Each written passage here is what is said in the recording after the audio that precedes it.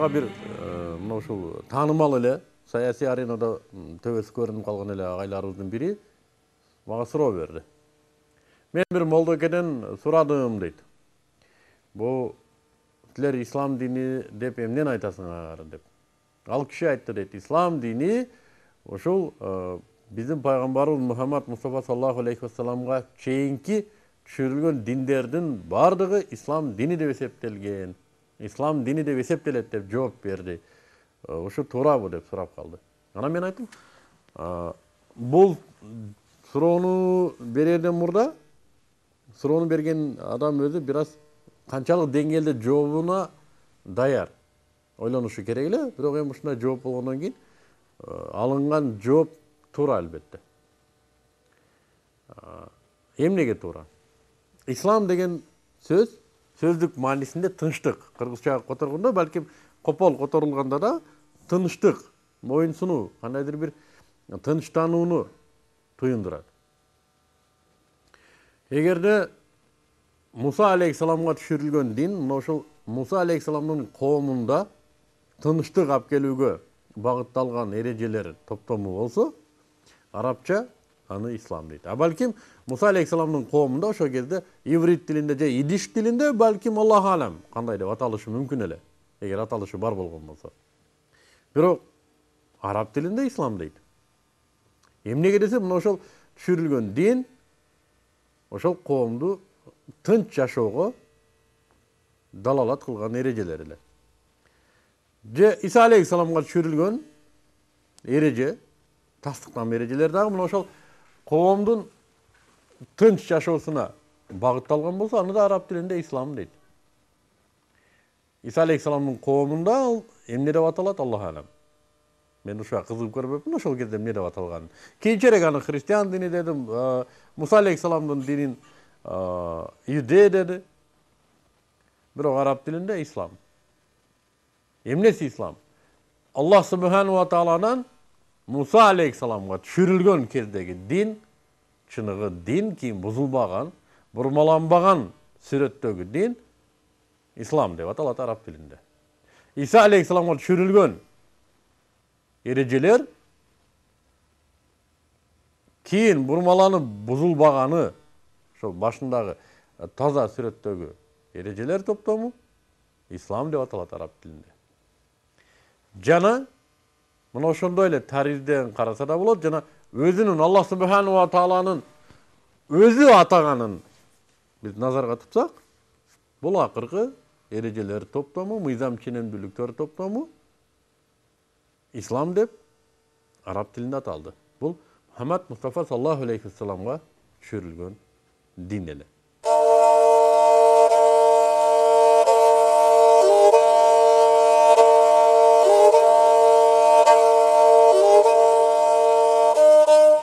Качан ушул дин адамдарга жашоодогу эреже болуп иштейт. Муса алейхисаламдын коомуна түшүрүлгөн дин эмне үчүн бузулуп кетти? Иса алейхисаламдын коому эмне үчүн ошол исламды бузуп алды? Эмне үчүн бүгүнкү биздин ислам динибиз канчалык четтен бузууга аракет кылганы менен конституцияны алдык, таризде бузууга мүмкүн эмес. Бирок адамдардын өзүнүн жашоосунда ушул ислам дини болбой калышы мүмкүн. Эмнеге? Жооп бирөө гана. Диндин негизги бир белгиси бар.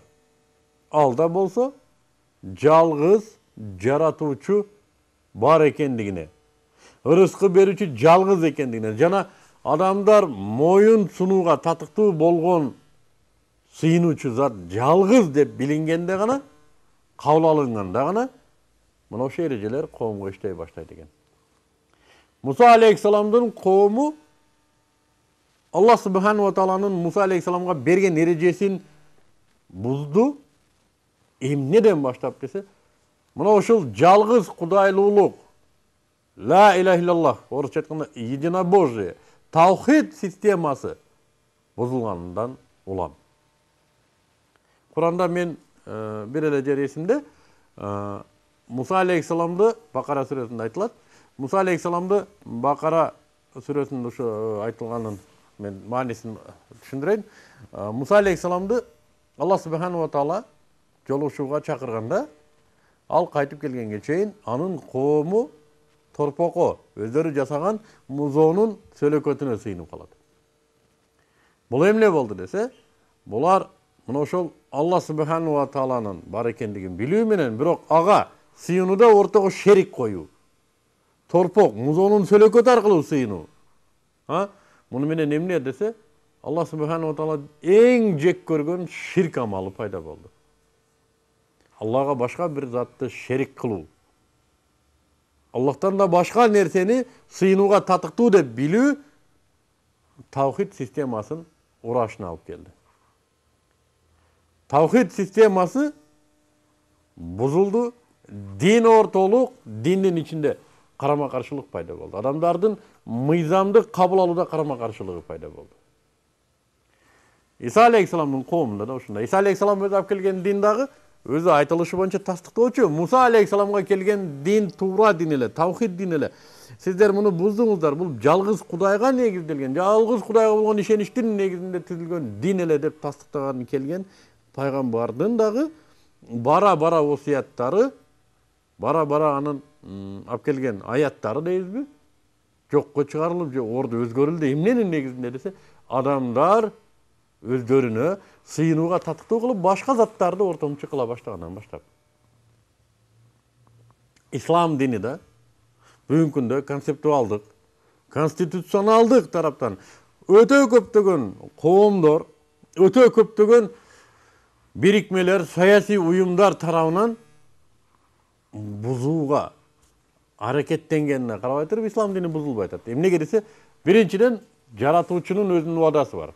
Мен бул динди түшүрдүм, бул китепти түшүрдүм, өзүм аны сактоочумун, өзүм аны сактаймын деген убадасына ылайык бул системаны бузуш мүмкүн эмес. Бирок адамдар мына ушул үммөттүн, мына ушул эреже менен жашайм деген коомдун кээ бир мүчөлөрүнүн, бүгүнкү күндө дээрлик көпчүлүк мүчөлөрүнүн өзүнүн жалгыз индивидуалдык жашоосунда дин болбой калышы мүмкүн. Анын ак топу кийгенине, селде орогонуна, колуна 10 метрлик теспих кармаганына карабай туруп, Меккеге 9-15 жолу барып келгенине карабай туруп, жана Куранды күнү түн тафсирлегенине карабай туруп, анын турмушунда дин болбой калышы мүмкүн. Эмнеге десе, жана биз башында айткандай, мына ушул диндин тирөөчү болгон, огу болгон, борбордук бүт акыл эстерди, акыйданы борборлоштуруп турган түшүнүк бул бир гана жалгыз сыйынууга татыктуу болгон зат бар. Ал да болсо Аллах деген түшүнүктүн бузулуусу, же болсо заң баса баштагандан улам болот.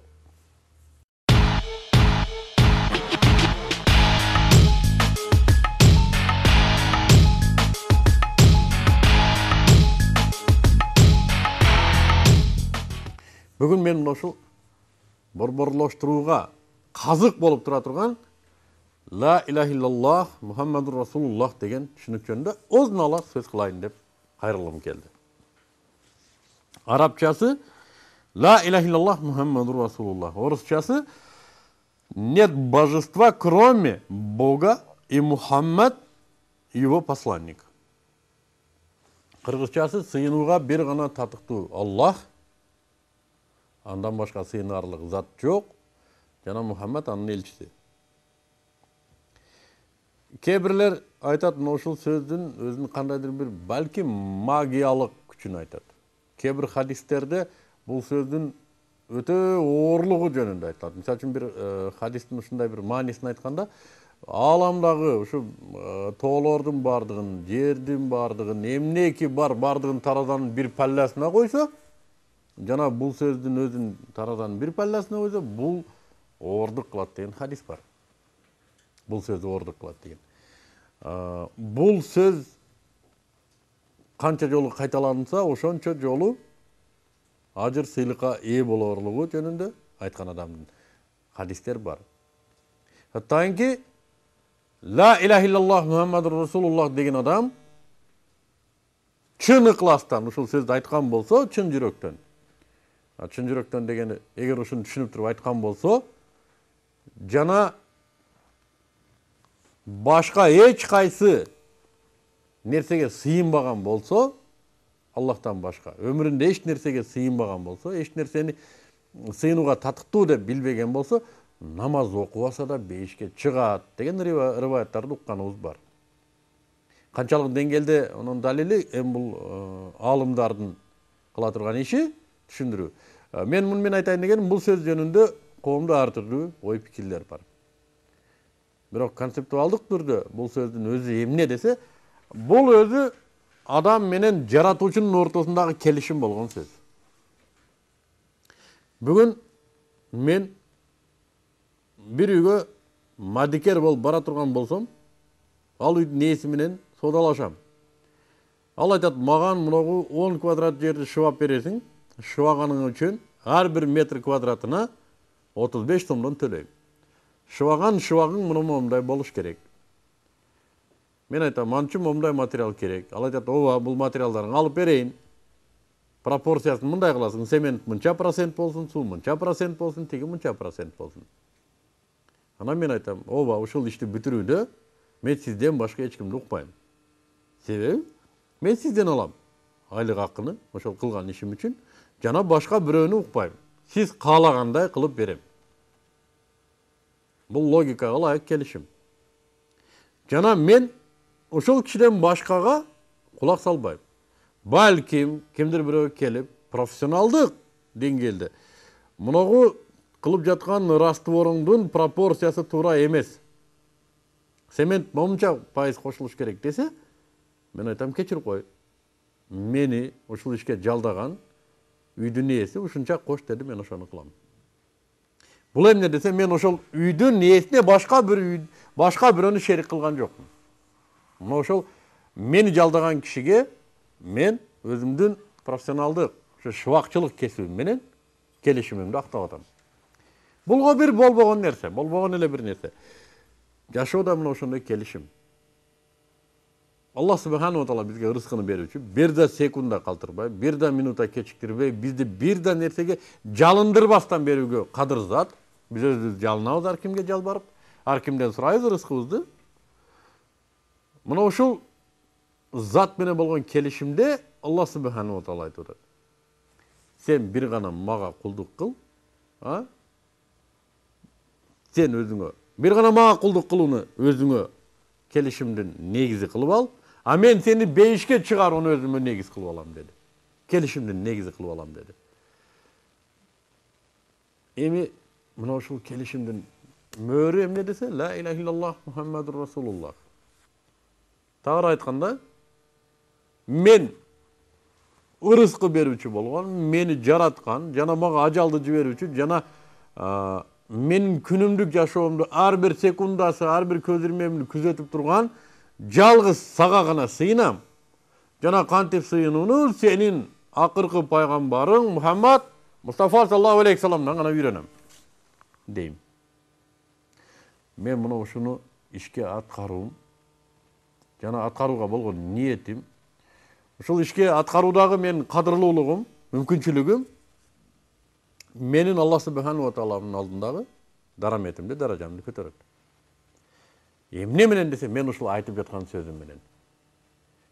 Демек, бул сөздүн таразанын бир жагында бүт аламдарды койгондо, алардан оордук кылган сыпаты эмне десе, менин түшүнүгүмдө менин жашоомду өзгөртө алгандыгында, коомдордун жашоосун өзгөртө алгандыгында, муундардын, миллиардтаган адамдардын жашоосун өзгөртө алгандыгында ушул сөз. Ата менен бала ушул сөздү айтса, бирине бири мураскор, бирине бири кандай десем, Аллах жолундагы эң жакын туугандар, эгерде бирөө айтып экинчиси айтпаса, эгер атасы мусулман болуп, баласы ушул сөздү айтпаган болсо, атасы баласына ата эмес, мураскорлукка албай деле кое берет. Кошунаны мураскор кылууга акылуураак болуп калат. Эгер ал ла иляха иллаллах Мухаммадур Расулуллах деген келме менен жашаса. Демек, бүгүнкү күндө бул сөздү биз баардыгыбыз айтып атабыз. Бирок эмнеге бул сөз иштебей атат десе, биз мына ушул сөздү балким жөн эле магиялык бир сыпатын эске алуу менен, кандайдыр Аллах субханаху ва тааланын адамдарга, адамдардын акылына сыйбаган тарздеги бул сөздүн касиети бардыр. Биз муну жокко чыгара албайбыз. Бул аламдын бардыгын эле биз билбейбиз. Биз билгенибиз өтө кичинекей нерсе. Бирок ошого карабай туруп, биздин акылыбызга ылайыкталып берилген нерсеси бул сөздүн келишим экендиги. Адам интеллектуалдык деңгээлде мен мына ошо мени жараткан Аллахтын закону менен жашайм, анын мыйзам ченемдүүлүктөрүнө баш ийем, жана ал буйругандай жашайм дейт. Ла илаха иллаллах деген сөз менен. Аны кантип жашайм? Мухаммадур Расулуллах деген сөз менен ага келме келтирет.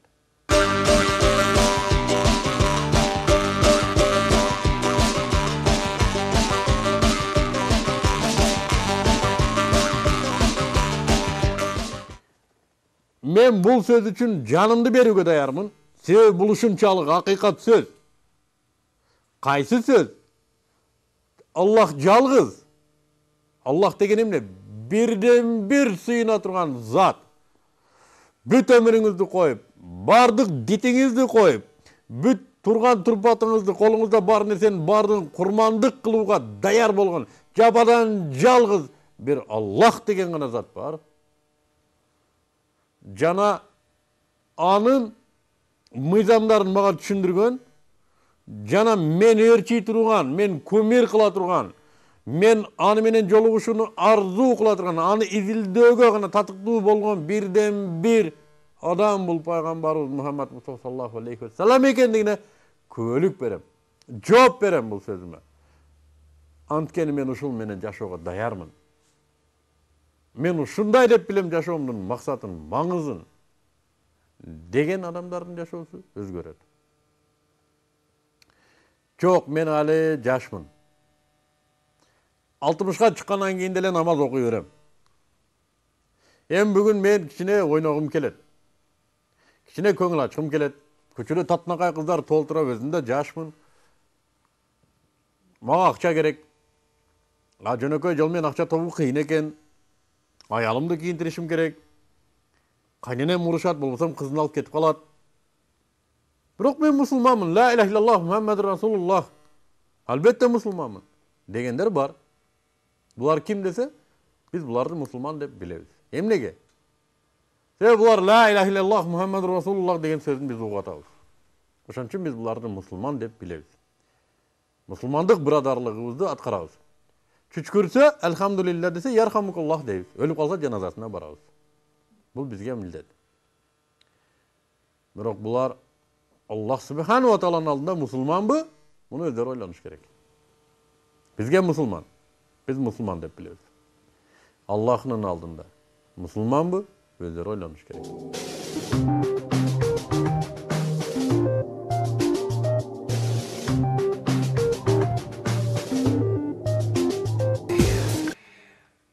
Берилген убакта сиздер менен бөлүшө турганым ушул. Ла илаха иллаллах Мухаммадур Расулуллах деген сөз өтө оор сөз. Сиз бүгүнкү жашооңуздан баш кечишиңиз керек. Жашооңуз дегеним, жок, тазигиңиз өзүңүздө калат. Раковинаңыз өзүңүздө калат. Краныңыз өзүңүздө калат. Ашканаңыз өзүңүздө калат, машинеңиз өзүңүздө калат. Эч бир молдого, эч бир арабка бербейсиз аны. Бирок аларга болгон мамилеңиз Аллахтын мыйзамы менен болуш керек. Аялыңыз өзүңүздө калат, кыздарыңыз өзүңүздө, балдарыңыз өзүңүздө калат. Бирок аларга болгон мамиле Аллахтын мыйзамы менен болот. Мына ушуга даяр болгон болсоңуз, сизге жаннат даяр. Аллах ушуну вада кылды. Эгер буга даяр эмес болсоңуз, анда шашылыңыз. Анткени өзүңүз билген нерсе бизди ассаламу алейкум деп оңду карап, ассаламу алейкум деп солду караганча алып кетип калышы мүмкүн. Ошол үчүн билдирели.